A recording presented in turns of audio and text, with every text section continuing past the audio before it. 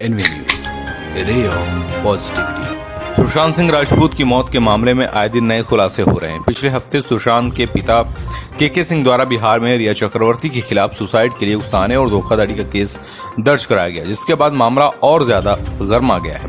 Bihar police मामले की छानबीन करने के लिए मुंबई आ चुकी है और कई लोगों से पूछताछ जारी है। इस बीच सुशांत के बॉडीगार्ड ने एक इंटरव्यू में कई खुलासे किए हैं। बॉडीगार्ड ने रिपब्लिक टीवी को इंटरव्यू में कहा कि सुशांत अक्सर बीमार रहते थे और ज्यादातर समय बेडरूम में सोते रहते थे। बॉडीगार्ड ने यह भी बताया कि सुशांत की लिव इन पार्टनर रिया चक्रवर्ती घर पर पार्टी देती रहती थी, जिसमें सुशांत का पैसा इस्तेमाल होता था। रिया पार्टी में मशगूल रहती थी और सुशांत बेडरूम में सोते रहते थे।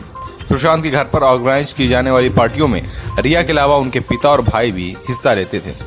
बॉडीगार्ड ने आगे यह भी बताया कि पिछले कुछ महीने से सुशांत की फैमिली उनके टच में नहीं थी, न ही फैमिली का कोई सदस्य सुशांत से मिलने के लिए आ सकता था। बॉडीगार्ड ने कहा, रिया के आने के बाद पिछले एक साल में सुशांत की लाइफ स्टाइल में काफी बदलाव आया था। सुशांत दवाइयां लेने के बाद पूरा टाइम सोते ही रहते थे। मुझे ओल्ड एज के बारे में नहीं पता। पिछले साल यूरोप ट्रिप से जब वो वापस लौटे थे तो वह बीमार ही थे। हमेशा बिस्तर पर पड़े ही रहते थे, लेकिन ऐसा पहले कभी नहीं हुआ था।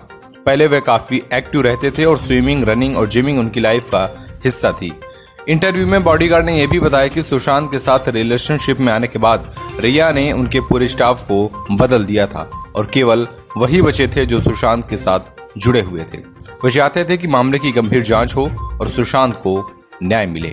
बॉलीवुड की और भी ऐसी तमाम बड़ी खबरों के लिए देखते रहिए NV news. NV news, a ray of positivity.